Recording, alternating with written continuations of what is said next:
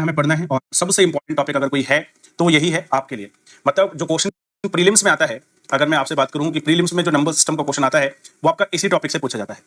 Division उसके लिए मैंने कहा सबसे इंपॉर्टेंट टॉपिक है। ऐसा नहीं है कि अदर टॉपिक से क्वेश्चन नहीं आ सकता, लेकिन अभी जो ट्रेंड देखा गया है पिछले 2-3 सालों में, उसमें अगर हम बात करें तो क्वेश्चन हमारा डिवीजन से ही पूछा जा रहा है। ठीक है, इसके अलावा हमें सीखना है कि कैसे हम किसी भी ऑपरेशन में, कोई भी हमारे पास जो ऑपरेशन दिया है, चाहे वो मल्टीप्लिकेशन का हो, चाहे वो एडिशन का हो, चाहे सब्ट्रैक्शन का हो, चाहे डिवीजन का हो, मतलब जोड़ना, गुणा करना, भाग करना या घटाना, इनमें से कोई भी अगर हमारे पास मैथमेटिकल ऑपरेशन है, कोई भी गणितीय हमारे पास संरचना है, तो उसको हम उसमें हम यूनिट डिजिट कैसे निकाल सकते हैं या अंतिम 2 अंक कैसे फाइंड आउट कर सकते हैं, ये कॉन्सेप्ट हमारे काफी काम आता है। डायरेक्ट इससे क्वेश्चन बनते हैं, साथ ही साथ बहुत सारी कैलकुलेशन जो है हम इस कॉन्सेप्ट के बिहाफ पे करते हैं, तो काफी इंपॉर्टेंट कॉन्सेप्ट है ये जो हम लोग यहाँ पे सीखेंगे हम लोग नंबर ऑफ फैक्टर्स निकालना, यानी कि गुणनखंडों की संख्या निकालना, गुणनखंड क्या होते हैं यानी फैक्टर्स क्या होते हैं, और कैसे हम लोग उनकी संख्या को काउंट कर सकते हैं। अच्छा खासा बड़ा टॉपिक है ये, काफी इंपॉर्टेंट है, स्पेशली मेंस के पॉइंट ऑफ व्यू से अगर हम देखें तो काफी इंपॉर्टेंट टॉपिक है। ठीक है, इसके बाद हम लोग नंबर ऑफ जीरोस पे आते हैं। नंबर ऑफ जीरोस यानी कि शून्यों की संख्या निकालना हम सीखेंगे, और फ्रैक्शन। देखिए ये जो 2 टॉपिक हैं यहाँ पर, ये जो 2 टॉपिक हैं ये मेंस के पॉइंट ऑफ व्यू से बहुत ज्यादा इंपॉर्टेंट है। ऐसा नहीं है कि ये प्री में नहीं आते, मैं ध्यान पहले में बता रहा हूं कि प्री और मेंस का सिलेबस अलग नहीं है, दोनों का सिलेबस एक ही है। तो आपको इस चीज को ध्यान रखना है कि जो हमारे पास नंबर ऑफ फैक्टर्स हैं और जो नंबर ऑफ जीरोस हैं, इनका क्वेश्चन ज्यादातर टीयर 2 वाले एग्जाम में पूछा जाता है, यानी कि टीयर 2 के एग्जाम में आपको इसको पढ़ना है। और फ्रैक्शन एक ऐसा टॉपिक है जो आपको ना केवल नंबर सिस्टम में मैं सिखा रहा हूं, बल्कि ये आपको सभी जगह आपको काम आएगा। कहीं पर भी आप देखिएगा, हर एक जगह यहां से आपको क्वेश्चन देखने को मिलेगा, तो बहुत अच्छे से हमें क्या करना है, इसको भी सीखना है। ठीक है, चलिए, तो ये हमारे पास वो 6 टॉपिक है जिनके बारे में हमें नंबर सिस्टम में क्या करना है, डिस्कशन करना है। ठीक है, ये टॉपिक्स क्लियर हो गए होंगे, मुझे पूरी उम्मीद है। बताइए आगे बढ़ा जाए, अब तैयार तो हो ना सभी लोग? आज सब लोगों के कमेंट्स मेरे को दिख नहीं रहे हैं क्या? यस, आपको सभी को एक साथ प्री और मेन से दोनों के लिए ही प्रिपेयर करना है। आपकी जो क्लासेस सारी की सारी चलने वाली हैं वो इसी प्रकार से चलेंगी कि आपका कंप्लीट सिलेबस जीरो से लेकर एडवांस तक पूरा का पूरा जो सिलेबस है वो आपका कंप्लीट कराया जाएगा। आपको अलग से किसी और क्लास की जरूरत फिर नहीं पड़ेगी। इसमें आपका शून्य से लेकर एडवांस लेवल तक हर एक प्रकार की तैयारी होने वाली है। हर एक लेवल हम कवर करने वाले हैं, हर प्रकार के क्वेश्चन हम लोग कवर करने वाले हैं। ठीक है, चलिए, तो सबसे पहले हम टॉपिक पे बात करते हैं क्लासिफिकेशन ऑफ नंबर्स। नंबर्स आप सभी जानते हैं, नंबर्स हमारे पास यानी कि जो संख्याएं हैं वो एक ऐसी वस्तु है या एक ऐसी चीज हमारे पास है जिससे हम किसी भी चीज का जो मैग्नीट्यूड यानी कि परिमाण होता है उसको माप सकते हैं, यानी उसका मेजरमेंट कर सकते हैं। ऐसी वैल्यू को हम लोग क्या बोलते हैं, नंबर बोलते हैं। नंबर को कई सारे भागों में बांटा जाता है, उन पे हम लोग बात नहीं कर रहे हैं, क्योंकि हम लोग बात केवल उस पर करेंगे जो हमारे सिस्टम का पार्ट है, जिससे हमें फायदा होने वाला है। ठीक है, जैसे बाइनरी सिस्टम है, डेसिमल सिस्टम है, फलाना सिस्टम है, ढिमका सिस्टम है, उससे हमें कोई लेना देना नहीं है। ठीक है, समय वेस्ट हमें नहीं करना, हमें पॉइंट टू पॉइंट बात करनी है। तो हमारे लिए एक सीधा सीधा काम है कि नंबर्स को अगर आप मेनली देखें तो 2 भागों में बांटा गया है। पहला आता है आपका रियल नंबर्स, दूसरा आता है आपका इमेजिनरी नंबर्स, यानी कि वास्तविक संख्याएं एंड काल्पनिक संख्याएं। इन 2 भागों में वर्गीकृत किया जाता है, इन 2 भागों में क्लासिफाइड। कोई भी अगर हमारे पास नंबर ऐसा है जिसका स्क्वायर यानी कि वर्ग करें, तो आप जानते हैं कि चाहे वो पॉजिटिव हो। देखिए, रियल नंबर्स का चार्ट मैं बताता हूं, जो मैं आपको यहां पर अभी बोल रहा था उसी को हम समझते हैं। देखिए, रियल नंबर्स मैंने आपको बताया, रियल नंबर्स का डिटेल है थोड़ा सा। रियल नंबर्स हमारे पास रैशनल और इरेशनल 2 प्रकार के नंबर से मिलकर बनते हैं, यानी कि रैशनल और इरेशनल नंबर को अगर हम ऐड कर दें तो वो रियल नंबर्स कहलाते हैं। रैशनल नंबर को क्यू से रिप्रेजेंट किया जाता है और रियल नंबर्स को आर से रिप्रेजेंट किया जाता है। रैशनल नंबर 2 प्रकार के होते हैं, एक तो हमारे पास नॉन इंटीजर्स नंबर और एक इंटीजर्स होते हैं। रैशनल नंबर को 2 भागों में वर्गीकृत किया जाता है, नॉन इंटीजर और इंटीजर में। इंटीजर्स में हमारे पास नेगेटिव नंबर्स आते हैं और होल नंबर्स आते हैं। ठीक है, और होल नंबर्स हमारे पास 2 भागों में विभाजित रहता है, एक तो 0 और एक नेचुरल नंबर। तो हमारी जो कहानी है वो यहां से शुरू होगी। सबसे पहले हम लोग नेचुरल नंबर के बारे में पढ़ेंगे कि नेचुरल नंबर्स क्या होते हैं। इनको हिंदी में बोलते हैं प्राकृतिक संख्याएं। और इस चार्ट से देख सकते हो कि अगर मैं प्राकृतिक संख्याओं में 0 जोड़ दूं तो हमारे पास क्या आ जाएंगे, होल नंबर्स आ जाएंगे। और जो हमारे पास होल नंबर्स हैं उनमें अगर मैं नेगेटिव नंबर्स जोड़ दूं तो हमारे पास क्या आ जाएंगे, इंटीजर्स आ जाएंगे। और इंटीजर्स में सारी नॉन इंटीजर संख्याओं को और जोड़ दूं तो हमारे पास क्या आ जाएंगे, रैशनल। ठीक है, रैशनल के बारे में मैं बताऊंगा कि रैशनल क्या होता है, रैशनल क्या होता है, मतलब इनके बारे में हम डिटेल में पढ़ने वाले हैं। ठीक है, तो ये चार्ट है आपका, ये चार्ट आपको बता रहा है कि चीजें हमारे पास किस तरीके से जो है वो चल रही है। ठीक है, चलिए तो बढ़ते हैं अपने कार्य को आगे बढ़ाते हैं। और सबसे पहले हम लोग बात करते हैं नेचुरल नंबर यानी कि प्राकृतिक संख्याओं के बारे में। देखिए, प्राकृतिक संख्याएं भी बोलते हैं इनको, या प्राकृतिक संख्याएं बोलते हैं। सही है प्राकृत, लेकिन गूगल ट्रांसलेटर की हिंदी की वजह से यहाँ पे प्राकृतिक भी लिखा जाता है, तो एब्सोल्यूट वो भी हमारे पास क्या है, फाइन। चाहे आप प्राकृत कह ले, चाहे आप प्राकृतिक कह ले, बात एक ही है। तो नेचुरल नंबर्स का मतलब प्राकृतिक संख्याएं या प्राकृतिक संख्याएं। ठीक है, होती क्या है और कंफ्यूजन क्या है, उन दोनों पर हमें चर्चा करना है। देखिए, जब आप लोगों ने सबसे पहले, अगर मैं बात करूं, सबसे पहले जब आपने मैथ्स के बारे में नॉलेज आपको हुई थी, मैथ्स के बारे में सबसे पहला जो आपको ज्ञान मिला था, क्या आप बता सकते हो वो क्या मिला था? सबसे पहले आपने मैथ्स में वो कौन सी चीज थी? 2 हमारे पास सबसे छोटा प्राइम नंबर है। पहला क्वेश्चन यही बनता है, what is smallest prime number? सबसे छोटा प्राइम नंबर क्या है? तो उत्तर है बेटा 2। सबसे छोटा प्राइम नंबर क्या है? 2 है। एक क्वेश्चन और बनता है, और वो क्वेश्चन ये है कि बताइए जरा, ऐसा कौन सा इवन नंबर है जो कि प्राइम होता है? ऐसी कौन सम संख्या है जो क्या होती है, अभाज्य होती है? तो उसका आंसर भी बेटा क्या है? उसका आंसर भी होगा 2।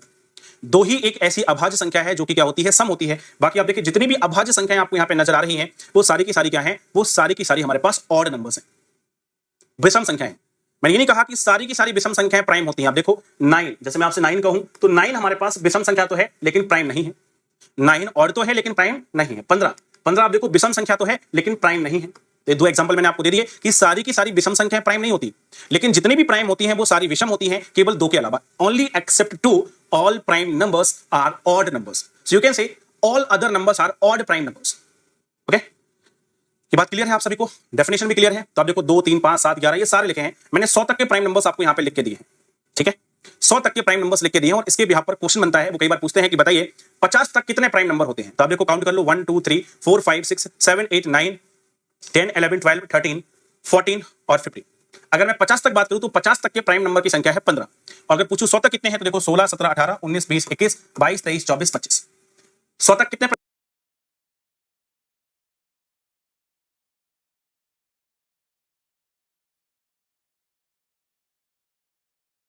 लेकर 100 तक की अगर मैं बात करूं तो 25 प्राइम नंबर होते हैं।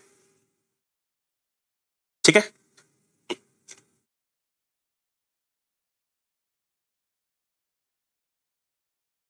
अब यहां पे क्वेश्चन आ रहा है कि सर जीरो क्या प्राइम नंबर है? नहीं बेटा, जीरो प्राइम नंबर नहीं। मैंने कहा कि सबसे छोटा प्राइम नंबर क्या है? 2 है। जब सबसे छोटा प्राइम नंबर 2 है तो इसका मतलब 0 और 1 का कोई स्थान है ही नहीं यहां पे। ठीक है, तो ये क्वेश्चन अपने आप समाप्त हो गया। ना तो 0 प्राइम नंबर है और ना ही 1 प्राइम नंबर है। और एक बच्चे ने पूछा कि सर क्या इनफाइनाइट प्राइम नंबर है? तो आप समझो बेटा इनफाइनाइट होता क्या है। इनफाइनाइट होता है 1/0। ठीक है, या फिर 0/0। मतलब जब हम किसी संख्या को 0 से भाग करते हैं, जब हम किसी संख्या को 0 से भाग करते हैं तो उसको हम क्या बोलते हैं? उसको हम बोलते हैं इनफाइनाइट यानी कि अनंत। जबकि हमारी प्राइम नंबर की डेफिनेशन क्या कर रही है कि वो 1 से डिविजिबल होना चाहिए और इटसेल्फ से होना चाहिए, इसके अलावा किसी से डिविजिबल नहीं होना चाहिए। तो अब देखो जो इनफाइनाइट होता है वो तो हमारे पास 0 से डिविजिबल होता है, 1 की और स्वयं की वहां पे कोई बात ही नहीं हुई है, इसलिए वो डेफिनेशन ही वहां पर अप्लाई नहीं होती। इसलिए आपको ध्यान रखना है कि ना तो इनफाइनाइट की कोई प्राइम नंबर में चर्चा होगी और ना ही 0 की कोई चर्चा होगी, और 1 भी हमारे पास प्राइम नंबर नहीं है क्योंकि यहां पर हमारी परिभाषा जो है वो सेटिस्फाइड नहीं होती है। ठीक है, अभी मैंने बताया कि 1 प्राइम नंबर क्यों नहीं है, क्योंकि 1 के केस में हमें 2 डिस्टिंक्ट फैक्टर चाहिए। आप डेफिनेशन को समझो। डेफिनेशन में कहा गया है कि एक तो 1 होना चाहिए और एक वो नंबर खुद होना चाहिए। 2 चीजें होना चाहिए। जब तक ये 2 चीजें किसी नंबर में मौजूद नहीं होंगी, मतलब ओनली 2। जैसे मैं आपसे कहूं कि सिलेक्शन केवल उसी का होगा, जैसे मान लीजिए इनकम टैक्स ऑफिसर है, ठीक है, इनकम टैक्स इंस्पेक्टर है, जस्ट इमेजिन करिए, और मैंने इसके लिए कंडीशन रखी कि पहला सीजीएल क्वालिफाई होना चाहिए, दूसरा 180 सेंटीमीटर की हाइट होनी चाहिए। जस्ट इमेजिन करो, ये मैंने ऐसा क्राइटेरिया रख दिया कि इनकम टैक्स इंस्पेक्टर केवल उसी को बनाया जाएगा जो सीजीएल क्रॉस होगा और जो 180 सेंटीमीटर की हाइट रखता होगा। ओनली ये 2 क्वालिटी चाहिए, ना 2 से ज्यादा और ना 2 से कम। 2 से ज्यादा क्वालिटीज होंगी तो रिजेक्ट किया जाएगा, 2 से कम क्वालिटीज होंगी तो भी रिजेक्ट किया जाएगा। ठीक है, तो ऐसे लोग जो केवल इन 2 क्वालिटीज को पजेस करते होंगे वही तो इनकम टैक्स इंस्पेक्टर बनेंगे, अदरवाइज बन ही नहीं पाएंगे। ठीक है, तो वही चीज यहां पर है। यहां पर उन्होंने कहा कि केवल 2 कंडीशन होनी चाहिए, एक तो 1 और एक इटसेल्फ। अगर ये 2 कंडीशन सेटिस्फाइड होंगी तभी हम कहेंगे कि वो प्राइम नंबर है, अदरवाइज नहीं है। ठीक है, चलो भाई, अब हम लोग बात करते हैं प्राइम नंबर्स में थोड़ी सी और आगे की बात। ठीक है, देखिए ये मैंने क्वेश्चन आपको बताया था कि ये क्वेश्चन एग्जामिनर पूछता है, तो क्वेश्चन आपको ध्यान रखने हैं। जैसे एक कॉमन सा क्वेश्चन है, एग्जामिनर अक्सर पूछ लेता है कि बताइए 1 से लेकर 50 तक कितने प्राइम नंबर होते हैं। तो आपको याद होना चाहिए कि 1 से लेकर 50 तक 15 प्राइम नंबर होते हैं। ठीक है, अगर आपसे पूछ लिया जाए कभी कि बताइए 1 से लेकर 100 तक कितने प्राइम नंबर होते हैं, तो उत्तर होगा आपका 25। अगर पूछा जाए आपसे कि बताइए 1 से लेकर 500 तक कितने प्राइम नंबर्स होते हैं, तो उत्तर होगा आपका 95। और अगर आपसे पूछेंगे कि बताइए 1 से लेकर 1000 तक कितने प्राइम नंबर होते हैं, तो उत्तर होगा 168। 1 से लेकर 50 तक 15 भाज्य संख्या होती है, 1 से लेकर 100 तक 25, 1 से लेकर 500 तक 95 और 1 से लेकर 1000 तक 168 प्राइम नंबर्स जो है वो पाए जाते हैं। तो बस हमसे यही पूछा जाएगा कि बताइए प्राइम नंबर्स यहां से लेकर यहां तक कितने प्राइम नंबर्स होते हैं। या फिर क्वेश्चन ऐसे आता है कि वो हमें 4 ऑप्शन दे देते हैं। 4 ऑप्शन ऐसे दे देंगे, यहां पर संख्या लिखी होंगी। ठीक है, ऐसे 4 नंबर हमें दिए जाएंगे, मतलब 4 ऑप्शन होंगे, इसमें 4 नंबर लिखे होंगे और क्वेश्चन लिखा होगा विच of the following is not a prime number. निम्नलिखित में से कौन सी संख्या प्राइम नहीं है। को प्राइम नंबर्स हमारे पास क्या होते हैं ये समझना है। बहुत सिंपली मैं समझा रहा हूं आपको। अगर हमारे पास 2 नंबर ऐसे हैं, ठीक है, अगर हमारे पास 2 नंबर ऐसे हैं जिनका एचसीएफ जो है वो 1 होता है। ठीक है, अगर हमारे पास 2 नंबर ऐसे हैं जिनका एचसीएफ क्या है, 1 है। ठीक है, अगर 2 नंबर यानी कि 2 संख्याएं हमारे पास ऐसी हैं जिनका एचसीएफ को हिंदी में बोलते हैं महत्तम समापवर्ती, अगर हमारे पास 1 आता है तो ऐसी संख्याओं को हम क्या बोलते हैं, ऐसी संख्याओं को हम को प्राइम या फिर रिलेटिवली प्राइम या फिर म्यूचुअली प्राइम नंबर्स जो है वो कहते हैं। ठीक है, ध्यान से समझना। जैसे यहां पे 2 संख्याएं हैं, लेकिन मैंने कहा कि इनका एचसीएफ 1 आएगा, तो प्रैक्टिकली समझना पहले कि एचसीएफ हमारे पास क्या है। एचसीएफ का मतलब होता है कि ऐसी संख्या जिससे दी गई संख्याओं में पूरा पूरा भाग चला जाए। तो अगर मैं आपसे कहूं कि ऐसी कौन सी संख्या है जिसका भाग 5 में भी चला जाएगा और जिसका भाग 7 में भी चला जाएगा, तो आप कहोगे सर ऐसी संख्या 1 है। ओनली 1 हमारे पास ऐसा नंबर है जो 5 को भी डिवाइड करेगा, जो 7 को भी डिवाइड करेगा। जैसे ये 2 नंबर है, इन दोनों नंबर का अगर मैं एचसीएफ निकालूं तो बेटा इन दोनों का एचसीएफ कितना आएगा, 1 आएगा। अब देखो इन दोनों संख्याओं में 1 के अलावा किसी का भाग नहीं जाएगा, तो क्या ये को प्राइम है? बिल्कुल है। क्या ये को प्राइम है? बिल्कुल है। अब आप देखो जरा यहां पर 12 हमारे पास प्राइम नंबर है? नहीं है। 17 हमारे पास प्राइम नंबर है? हाँ है। अगर मैं इनका एचसीएफ निकालूं, तो इनका एचसीएफ कितना आएगा? 1 आएगा। इसका मतलब को प्राइम है। तो बस ये चीज ध्यान रखना कि को प्राइम में नंबर का प्राइम होना कंपलसरी नहीं है। को प्राइम नंबर में यानी कि सह अभाज्य संख्याओं में किसी भी नंबर का प्राइम होना कंपलसरी नहीं है। जबकि जब आपने ट्विन प्राइम नंबर देखा, जब आपने प्राइम ट्रिपलेट देखे, तो दोनों में नंबर का प्राइम होना कंपलसरी था। ट्विन प्राइम नंबर में भी नंबर का प्राइम होना कंपलसरी है, प्राइम ट्रिपलेट में भी नंबर का प्राइम होना कंपलसरी है, लेकिन को प्राइम के केस में नंबर का प्राइम होना कंपलसरी नहीं है। केवल क्या कंपलसरी है? कंपलसरी यह है कि उनका एचसीएफ जो है यानी कि मासा 1 आना चाहिए। अब आप देखो यहाँ पे 13 हमारे पास प्राइम नंबर है, लेकिन 14 प्राइम नंबर नहीं है, लेकिन दोनों का एचसीएफ कितना आ रहा है? 1। इसका मतलब क्या है? को प्राइम नंबर है। इसको देखो 28 तो 57, अगर हम इसको देखेंगे तो इनका एचसीएफ भी कितना आएगा? हमारे पास 1 आएगा। यहाँ पे ना तो 28 हमारे पास 28 जो है वो प्राइम है और ना ही 57 प्राइम है। दोनों ही प्राइम नंबर नहीं है, लेकिन दोनों का एचसीएफ 1 है, इसलिए ये भी हमारे पास को प्राइम की कैटेगरी में। ठीक है, आपके सारे सवालों के जवाब सारी कंडीशन है। और ट्विन का मतलब क्या होता है? 2 होता है। ठीक है, तो बस उसी को समझना है कि ट्विन प्राइम नंबर्स हमारे पास ऐसे नंबर्स होते हैं जिनका डिफरेंस जो है बेटा कितना होता है? 2। डिफरेंस का मतलब अंतर। अगर 2 प्राइम नंबर का डिफरेंस 2 है तो ऐसे प्राइम नंबर्स को हम क्या बोलते हैं? ट्विन प्राइम नंबर बोलते हैं। ऐसी 2 अभाज्य संख्याएं जिनका अंतर 2 हो, ट्विन प्राइम नंबर कहलाती है। बहुत सिंपल सा उदाहरण है, ये आपके पास उदाहरण देखें 3 एक प्राइम नंबर है, 5 भी एक प्राइम नंबर है, और इन दोनों का डिफरेंस बेटा कितना आ रहा है? 2 आ रहा है। ये हमारे पास क्या हो गया? ट्विन प्राइम नंबर हो गया। मतलब 3 और 5 हमारे पास ट्विन प्राइम नंबर है। ऐसी 5 और 7 भी हमारे पास ट्विन प्राइम नंबर है। ऐसे हमारे पास 11 और 13 ट्विन प्राइम नंबर है। ठीक है, ऐसे कोई भी 2 प्राइम नंबर जिनका अंतर 2 आएगा उनको हम ट्विन प्राइम नंबर बोलेंगे। 17 19 है, 29 31 है, 41 43 है, 59 61 है, 71 73 है। अगर मैं आपसे पूछूं कि 100 तक कितने ट्विन प्राइम नंबर होते हैं, तो आप कहोगे 1 2 3 4 5 6 7 और 8। ठीक है, 100 तक ट्विन प्राइम नंबर की संख्या कितनी है? 8 है। ट्विन प्राइम नंबर हमारे पास कितने हैं? 8 है। कहां तक? मैंने कहा 100 तक। हालांकि ये क्वेश्चन कम पूछा जाता है। ये question generally state level exams में पूछते हैं कि बताइए 1 से लेकर 100 तक कितने ट्विन प्राइम नंबर पाए जाते हैं, या फिर 1 से लेकर 50 तक कितने ट्विन प्राइम नंबर हैं, या फिर 1 से लेकर 40 तक कितने ट्विन प्राइम नंबर हैं। लेकिन बेटा ऐसा क्वेश्चन कई बार आता है जिसमें पूछा जाता है कि which of the following is a twin prime number या which of the following is not a twin prime number. बस केवल क्या देखना है? केवल ये देखना है कि अंतर 2 होना चाहिए। जैसे एक प्राइम नंबर मैंने यहाँ पे मान लीजिए 23 ले लिया और दूसरा प्राइम नंबर मैंने यहाँ पे 29 ले लिया। ध्यान से समझना, ये दोनों प्राइम नंबर तो है लेकिन ट्विन प्राइम नंबर नहीं है। अगर मैं पूछूं आपसे कि क्या ये ट्विन प्राइम नंबर है, तो उत्तर होगा भाई नो। ठीक है, नॉट। ये हमारे पास ट्विन प्राइम नंबर नहीं है। क्यों? क्योंकि इन दोनों का अंतर जो है वो 2 नहीं है। तो ट्विन प्राइम नंबर की केवल एक ही खासियत है, उनके बीच अंतर यानी उनके बीच जो डिफरेंस है वो कितना आएगा? 2 आएगा। ठीक है, अब एक भारत के महान व्यक्तित्व यानी कि गधे व्यक्ति ने पूछा है कि सर 87 और 89 नहीं होगा क्या? हे गधेराम, अभी मैंने तुमको समझाया था कि 87 सबसे पहले 87 प्राइम नंबर नहीं है, और जब 87 प्राइम नंबर नहीं है तो फिर ये ट्विन प्राइम नंबर कैसे हो जाएगा?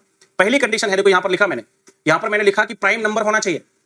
तो अब बताओ सबसे पहले क्या 87 प्राइम नंबर है? ध्यान से सुनना है, मैंने ये नहीं कहा कि 2 संख्याओं का अंतर 2 हो वो को ट्विन प्राइम नंबर हो जाएगा ना। 2 अभाज्य संख्याओं का अंतर, सुनिए, 2 अभाज्य संख्याओं का अंतर 2 होना चाहिए, ना कि 2 संख्याओं का अंतर 2 होना चाहिए। I am telling you the difference between 2 prime number should be 2, not the difference between 2 number should be 2। ठीक है, तो अगर हमारे पास 2 नंबर ऐसे हैं, कौन से वाले? Prime number. 2 प्राइम नंबर ऐसे हैं जिनका अंतर 2 है, तो ट्विन प्राइम नंबर। ये क्यों नहीं है? क्योंकि यहां पर मैंने आपको बताया कि 87 जो है वो प्राइम नंबर हमारा नहीं। ठीक है,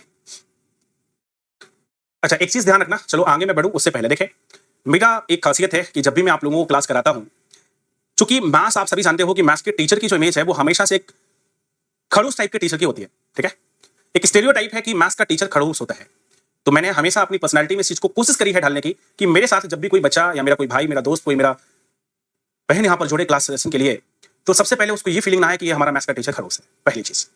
और इसके लिए कोई ना कोई पॉइंट ऐसा होता है जिससे मैं पकड़ने की कोशिश करता हूं चीजों को। ठीक है, कभी मैं आपको सॉन्ग के माध्यम से हल्का करने की कोशिश करता हूं, रिलेट करने की कोशिश करता हूं। ठीक है, कभी व्यंग्यात्मक शब्दों से, सार्केज्म जिसको आप बोलते हैं, उससे मैं आप लोगों को हंसाने की कोशिश करता हूं ताकि जो माहौल है वो हमारा बना रहे। ठीक है, और इसके लिए कभी कोई भी कारण बन सकता है, कभी आप कारण बन सकते हो, कभी मैं कारण बन सकता हूं, कभी कोई तीसरा व्यक्ति कारण बन सकता है। ठीक है, तो आपको बस ध्यान क्या रखना है कि जब हमारी क्लास एंड होती है, जब क्लास हमारी खत्म होती है, तो आपके अंदर केवल एक बात रहनी चाहिए कि आपने सारी चीजों को समझ लिया या नहीं। अगर मैंने कभी किसी को किसी शब्द का यूज किया हो, कभी आपका मजाक भी उड़ा सकता हूं मैं, that is not a big issue, है ना, कभी किसी का भी उड़ा सकता हूं, तो आपको बस ये ध्यान रखना है कि इस कथानक के सभी पात्र व घटनाएं काल्पनिक थी, उनका वास्तविक जीवन से कोई भी लेना देना नहीं था। यह कथानक केवल एक व्यंग था और इसको केवल हास्यास्पद बनाने के लिए, कॉमिक बनाने के लिए यूज किया गया था। ठीक है, क्लास के बाद आपके अंदर केवल इतना होना चाहिए कि जो सर ने आज सिखाया वो मुझे 100% समझ में आया, बस मजा आ गया। फिर ठीक है,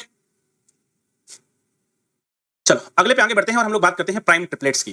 देखें ये बड़ी नई चीज है और हो सकता है कि आपके लिए थोड़ा सा अलग टाइप की चीज हो, पर इसको आपको बहुत ध्यान से समझना है। ठीक है, और बहुत ध्यान से क्या समझना है कि देखें यहां पे लिखा है a set of 3 prime numbers. सबसे पहले यहां पर भी बात हो रही है प्राइम नंबर्स होने चाहिए।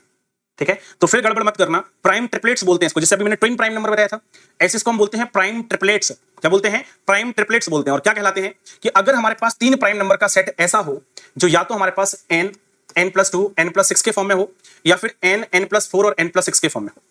इसका मतलब क्या है? देखो यहां से यहां का 2 का डिफरेंस हुआ और यहां से यहां का 4 का डिफरेंस हुआ, और यहां से यहां पे अगर आप देखेंगे तो 4 का डिफरेंस है, यहां से यहां का 2 का डिफरेंस, यानी कि 24 और 42 ये नंबर याद रख लो। ठीक है, ये नंबर याद रख लो। अगर हमारे पास ऐसी 3 संख्याओं का सेट है, ऐसी 3 संख्याएं, कौन सी संख्याएं? प्राइम नंबर्स, अभाज्य संख्याएं। अगर हमारे पास 3 अभाज्य संख्याएं ऐसी हों जिनके बीच 2 4 या फिर 4 2 का अंतर हो, तो ऐसी संख्याओं को हम क्या बोलते हैं? प्राइम ट्रिपलेट्स यानी कि अभाज्य त्रिक बोलते हैं।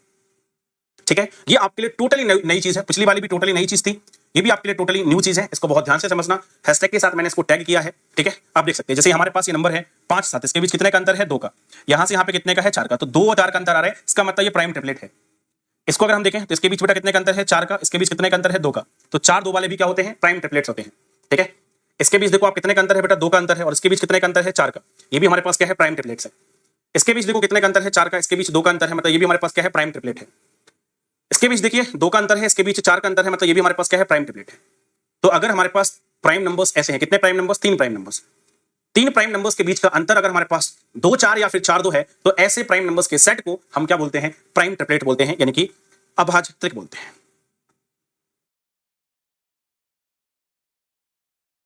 चलिए बताइए जल्दी से सारे लोग, क्या आपको प्राइम ट्रिपलेट्स क्लियर है? सारी बच्चा पार्टी मेरे को जल्दी से बताएगी। I want thumbs up of everyone. मुझे सारे बच्चों का थम्स अप चाहिए जो कि मुझे बता दे कि ये सारी क्लियर हो गया है।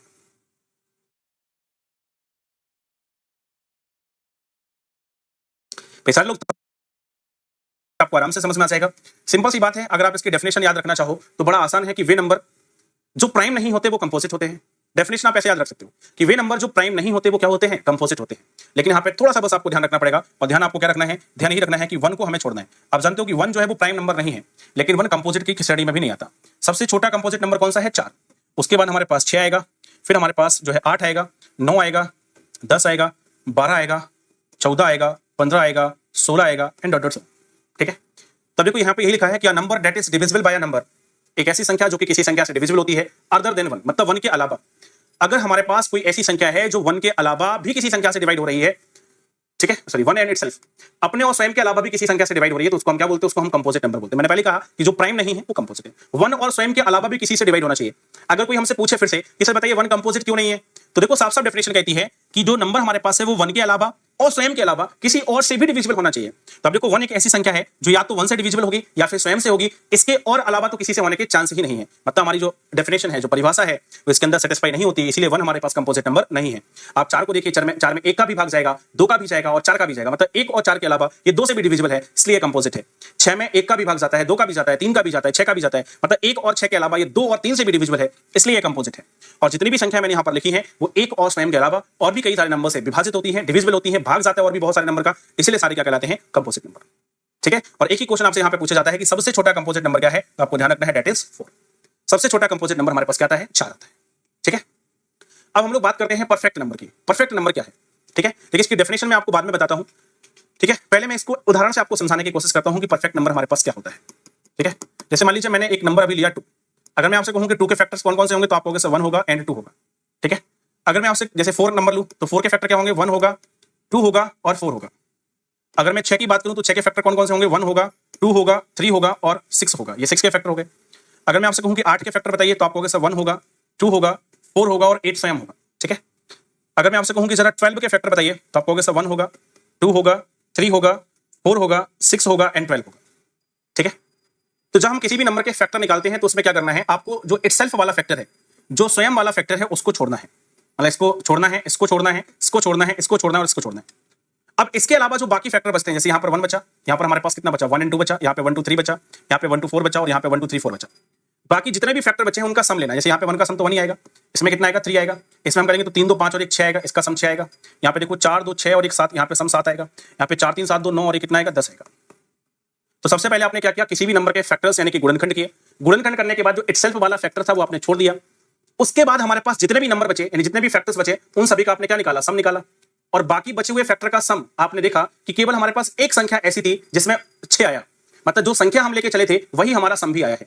आप देखो यहाँ पे संख्या हमारे पास 2 थी लेकिन सम 1 आया, यहाँ पे संख्या हमारे पास 4 थी लेकिन सम हमारे पास 3 आया, यहाँ पे संख्या हमारे पास 8 थी लेकिन सम कितना आया, 7 आया, यहाँ पर हमारे पास संख्या 12 थी लेकिन सम कितना है, 10। केवल एक ही संख्या हमारे पास ऐसी है जिसमें जितनी संख्या थी अदर फैक्टर को जोड़ने पर उतना ही नंबर हमें मिला है। ऐसे ही नंबर को हम क्या बोलते हैं बेटा, परफेक्ट बोलते हैं। ऐसे ही नंबर को हम क्या बोलते हैं, परफेक्ट। देखो यहाँ पे लिखा है a perfect number is defined as a positive integer. ये हमारे पास एक धनात्मक पूर्णांक होता है, ठीक है। और मेरे भाई कैसा धनात्मक पूर्णांक होता है, एक पॉजिटिव इंटीजर है विच इज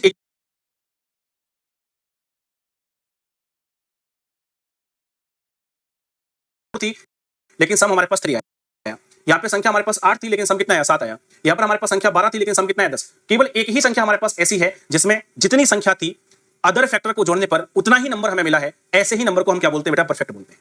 ऐसे ही नंबर को हम क्या बोलते हैं, परफेक्ट। देखो यहाँ पे लिखा है a perfect number is defined as a positive integer. ये हमारे पास एक धनात्मक पूर्णांक होता है, ठीक है। और मेरे भाई कैसा धनात्मक पूर्णांक होता है, एक पॉजिटिव इंटीजर है which is equal to the sum of its positive divisors, जो कि अपने पॉजिटिव डिवाइजर्स के सम के इक्वल होता है। लेकिन यहाँ पे लिखा है एक्सक्लूडिंग द नंबर इटसेल्फ।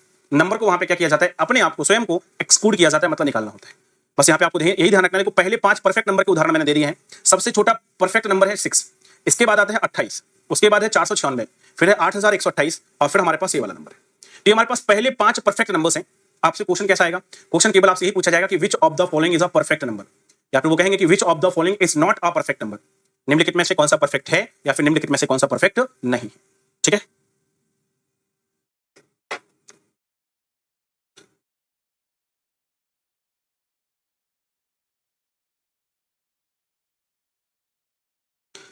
एक मिनट रुकना भाई, जरा निशांत भाई का काम करवाते हैं अपन।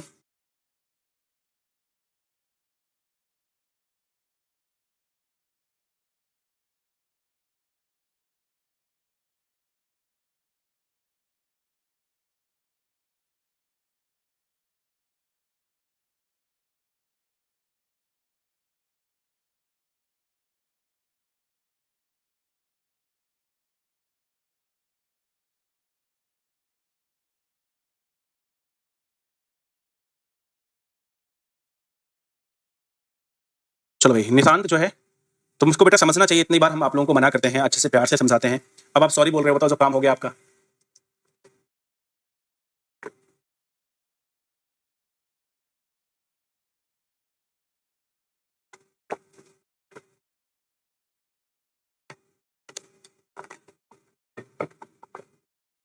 कोई बात नहीं, आज मैंने इसको जो है अभी बोला है केवल इस क्लास के लिए टाइम आउट कराने के लिए। अगर नेक्स्ट टाइम से मुझे ये लगता है कि नहीं ये लगातार ऐसा काम कर रहे हैं तो मैं इनको ब्लॉक करवा दूंगा, ठीक है। इनकी चैट जो है वो ब्लॉक हो जाएगी, फिर चैट ही नहीं कर पाएंगे। तो मेरे भाई कोई भी जो बच्चा है, देखिए आपको कोई भी सुविधा केवल इसलिए दी जाती है कि आप उसका यूज करें। अगर आप किसी सुविधा का मिस यूज करेंगे तो फिर उसको रोकना ये कानून का काम होता है, ठीक है। तो मैं एक बार फिर से आप सभी से गुजारिश करूंगा कि आप सभी बच्चे बहुत अच्छे हैं। सारे बच्चों ने पैसे खर्च इसीलिए करे हैं कि आप सभी को मेहनत से क्या करनी है, पढ़ाई करनी है। और अगर आप सभी लोग पढ़ाई करने आए हैं तो बस मैं एक ही चीज चाहूंगा आपसे कि आप लोग पूरी शिद्दत से पढ़ाई करें, पूरी मेहनत से पढ़ाई करें। कोई दिक्कत आए आप मेरे से पूछें, आप उस चैट का यूज करें इसलिए कि आपको जो है वो कोई कष्ट ना हो, कोई दिक्कत ना हो, कोई परेशानी ना आए, ठीक है। मिस यूज मत करें किसी टूल का।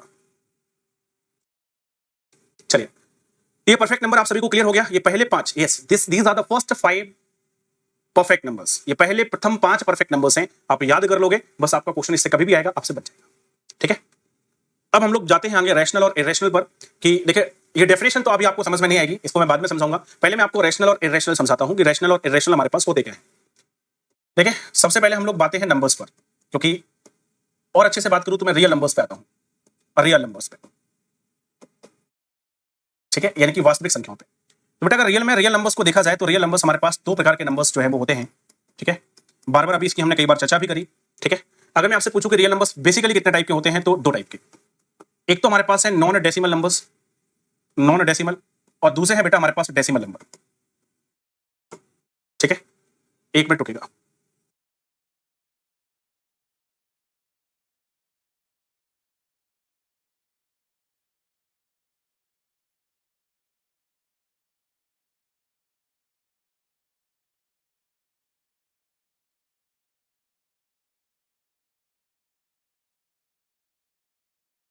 जब कोई नंबर दशमलव के कुछ अंकों बाद रुक जाता है तो ऐसे नंबर को हम लोग बोलते हैं असतत, मतलब ये लगातार नहीं है। लेकिन आप देखो कई सारे नंबर हमारे पास ऐसे होते हैं, जैसे 1/3 है, आप इसको जब तक सॉल्व करोगे 0.333333 ये हमारे पास चलता रहेगा। जैसे हमारे पास यहाँ पर 1/6 है मान लीजिए, अगर मैं इसको सॉल्व करूंगा तो हमारे पास देखिए 1 फिर 6 6 6 6 जब तक आप इसको सॉल्व करेंगे ये चलता रहेगा। जैसे हमारे पास 1/7 है, अगर मैं इसको सॉल्व करूं तो 0.14, ठीक है, 2857, जब तक आप इसको सॉल्व करोगे 142857 142857, जब तक आप इसको सॉल्व करोगे ये चलता रहेगा। तो मुझे पूरी उम्मीद है कि आप लोग अच्छे से समझ गए होंगे कि नॉन टर्मिनेटिंग क्या है और टर्मिनेटिंग क्या है, ठीक है। सबसे पहले स्ट्रक्चर समझ लो, फिर मैं आपको डेफिनेशन समझाऊंगा। सबसे पहले मैंने कहा वास्तविक संख्याएं दो प्रकार की होती हैं, एक तो बिना दशमलव वाली संख्या है, एक दशमलव वाली संख्या है। दशमलव वाली संख्याएं दो प्रकार की होंगी, एक तो टर्मिनेटिंग, एक नॉन टर्मिनेटिंग, मतलब असतत और सतत। असतत का मतलब लगातार चलती रहेंगी और सतत का मतलब असतत का मतलब लगातार नहीं चलेंगी और सतत का मतलब लगातार चलती रहेंगी। जब हम लोग नॉन टर्मिनेटिंग नंबर की बात करते हैं मेरे भाई, तो ये भी हमारे पास दो प्रकार के होते हैं, ठीक है। एक को हम लोग बोलते हैं रिकरिंग, RECURRING, रिकरिंग, और दूसरे को हम लोग बोलते हैं नॉन रिकरिंग, ठीक है। एक नंबर हमारे पास क्या है, रिकरिंग है, और दूसरा नंबर हमारे पास क्या है, नॉन रिकरिंग है। रिकरिंग की जो हिंदी होती है इसको बोलते हैं हम आवृत्ति संख्याएं। इसको क्या बोलती हैं, आवृत्ति, इसको बोलती हैं अनावृत्ति, ठीक है।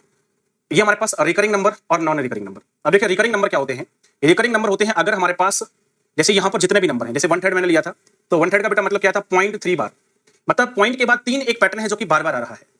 जैसे मैंने 1/6 लिया था तो यहाँ पर क्या था 0.1, फिर 6 हमारे पास बार बार आ रहा था। जैसे मैंने 1/7 लिया था तो हमारे पास यहाँ पे क्या था 0.142857, यही हमारे पास क्या हो रहा है, बार बार आ रहे हैं। तो अगर दशमलव के बाद कोई एक संख्या बार बार आती रहती है, संख्या की बात नहीं है, पैटर्न की बात है। अगर हमारे पास दशमलव के बाद कोई एक पैटर्न बार बार आता रहता है, जैसे यहाँ पर पैटर्न 3 का था, यहाँ पर 6 का था, यहाँ पर 142857 का था, तो ऐसे सभी नंबर को हम रिकरिंग बोलते हैं। ऐसे सभी नंबर को क्या बोला जाता है, रिकरिंग। लेकिन अगर हमारे पास कोई असतत संख्या ऐसी है जिसमें असतत तो है लेकिन पैटर्न का रिपीटेशन नहीं होता, जैसे मैं आपसे कहूं कि हमारे पास एक नंबर है मान लीजिए 1,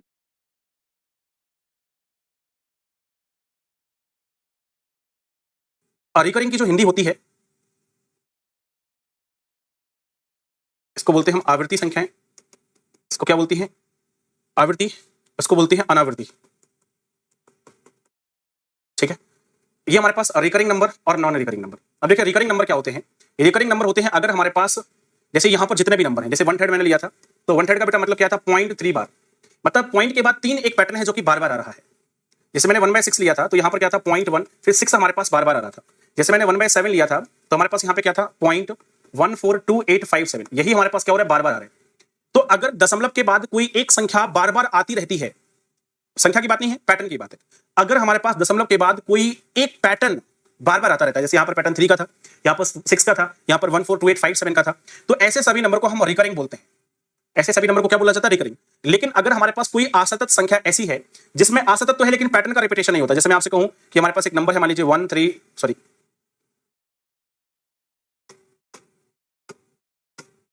ठीक है, एक नंबर है मान लीजिए हमारे पास 0.732 05080 1456 और इसी तरीके से चलता रहे लगातार, ठीक है। जैसे मैं आपसे कहूं कि एक नंबर हमारे पास मान लीजिए 2 या ऐसे ले लेते हैं 4145691243 एंड डॉट सो ऑन। तो अब देखिए ये ऐसे नंबर मैंने यहां पर लिखे हैं जो लगातार चल रहे हैं लेकिन इनका कोई पैटर्न नहीं है। देखिए मैंने ये नहीं कहा कि संख्या का रिपीटेशन, संख्या का रिपीटेशन तो होगा, मैं बात करूं किसी पैटर्न का। यहां पर आप पैटर्न नहीं बना सकते। अगर देखो 414141 चल रहा है तो पैटर्न बन गया, 415415 चल रहा है पैटर्न बन गया, 756 पैटर्न बन गया, 5143 5143 यही आ रहा है तो पैटर्न बन गया। लेकिन जहां पैटर्न नहीं बनता उसको हम नॉन रिकरिंग बोलते हैं, और अगर पैटर्न बन जाता है तो उसको क्या बोलते हैं, रिकरिंग बोलते हैं। चलिए सबसे पहले मेरे को बताइए यहां पर अगर आपका कोई क्वेश्चन है तो पहले आपको बताना है, फिर मैं बताऊंगा आपको। रिकरिंग को आप आसान शब्दों में रिपीटिंग भी बोल सकते हैं और नॉन रिकरिंग को नॉन रिपीटिंग बोल सकते हैं।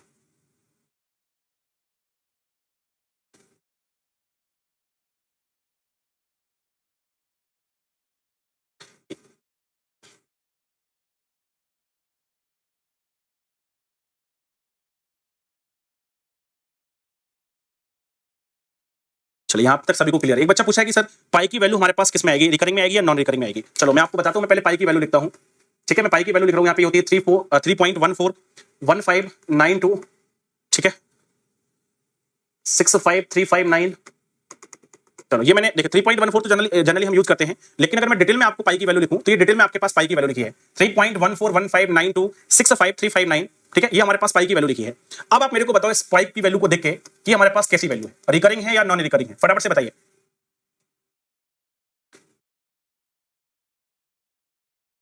बताओ जल्दी से, फटाफट से सारे बच्चे मेरे को बताएंगे कि ये जो वैल्यू है वो हमारे पास कैसी है, ये हमारे पास रिकरिंग है या नॉन रिकरिंग है।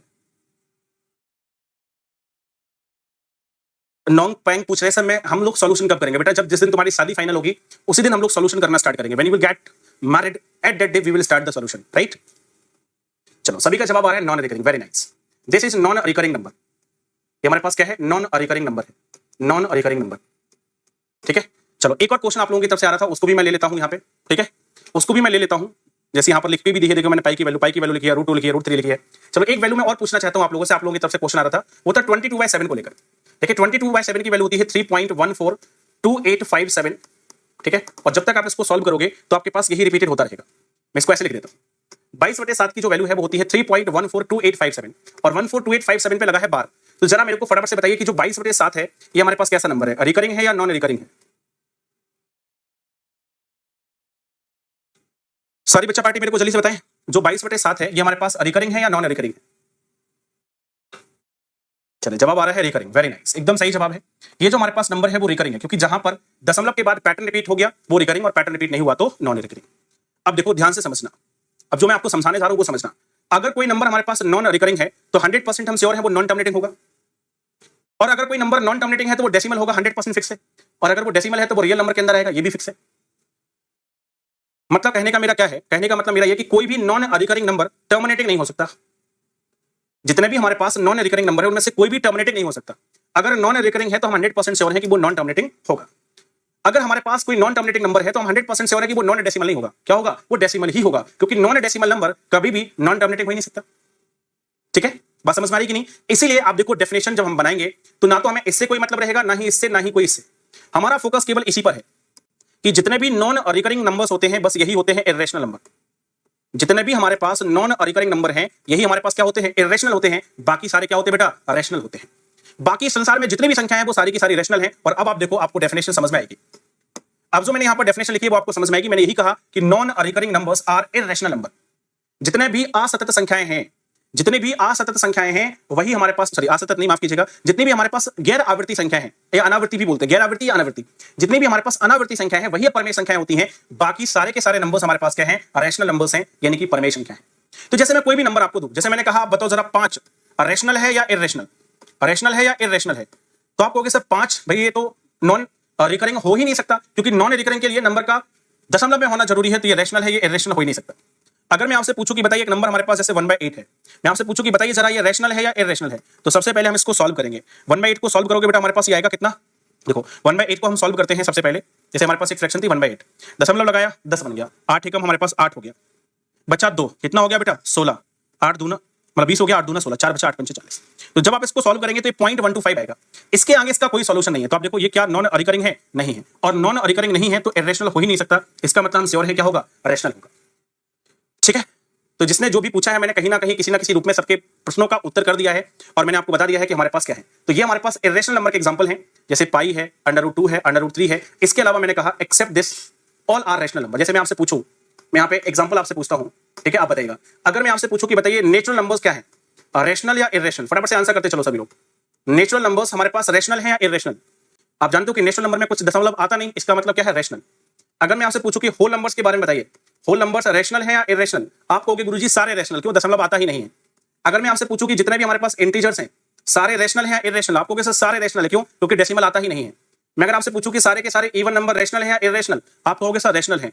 सारे के सारे ऑड नंबर्स रैशनल है या इर्रेशनल, आप कहोगे सर रैशनल है। अगर मैं आपसे पूछूं कि बताइए प्राइम नंबर क्या है, रैशनल या इर्रेशनल, आप कहोगे सर रैशनल है। अगर मैं आपसे पूछूं कि कंपोजिट नंबर क्या है, रैशनल या इर्रेशनल, आप कहोगे गुरुजी रैशनल है। अगर मैं आपसे पूछूं कि परफेक्ट नंबर क्या है, रैशनल या इर्रेशनल, आप कहोगे सर रैशनल है। मतलब जितने भी नंबर अभी तक हमने पढ़े थे वो सारे के सारे क्या थे, रैशनल थे, केवल हमारे पास इर्रेशनल तो ये बने। ठीक है, और रैशनल और इर्रेशनल को जब हम जोड़ देते हैं तभी हमारे पास क्या बनते हैं, तभी हमारे पास रियल नंबर्स का फॉर्मेशन होता है। ठीक है, बात समझ में आ गई। 22/7 क्या है, रिकरिंग है, इसलिए क्या होगा बेटा, रैशनल होगा। ध्यान रखना, बहुत बार क्वेश्चन यही पूछा जाता है कि पाई क्या है, तो पाई इर्रेशनल है। 22/7 क्या है, रैशनल है।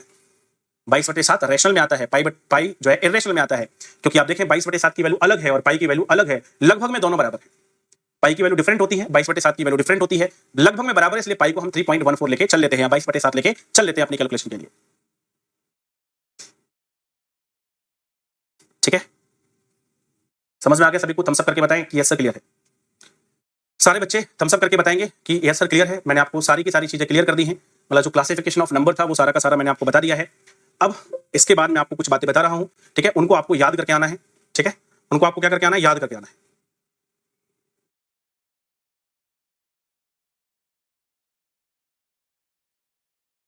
चलिए, तो इतना काम आपका कंप्लीट हो गया है।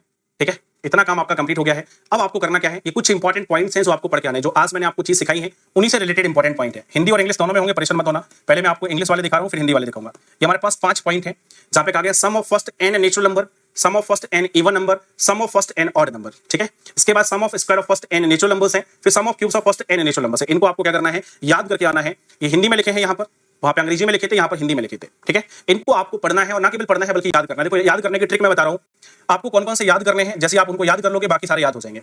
आपको बेटा पहला याद करना है। ठीक है, आपको क्या करना है? पहला वाला याद करना है और ये चौथा वाला याद करना है, बस। बाकी आपको सारे अपने आप याद हो जाएंगे। देखो कैसे, टेक्निक बताता हूं। अगर आपको मैंने यहां पर और यहां पर, बस आप इन 2 फॉर्मूले को याद करिएगा। उसके बाद फिर हम लोग जब कल मिलेंगे तो कल हम लोग करेंगे इस टॉपिक पर बनने वाले जो क्वेश्चंस होंगे उनको। ठीक है, ये जो मैंने आज आपको सारा टॉपिक कंप्लीट कराया है, इस पर जो जो क्वेश्चंस हमारे पास बनते हैं, क्लासिफिकेशन ऑफ नंबर्स हमारे पास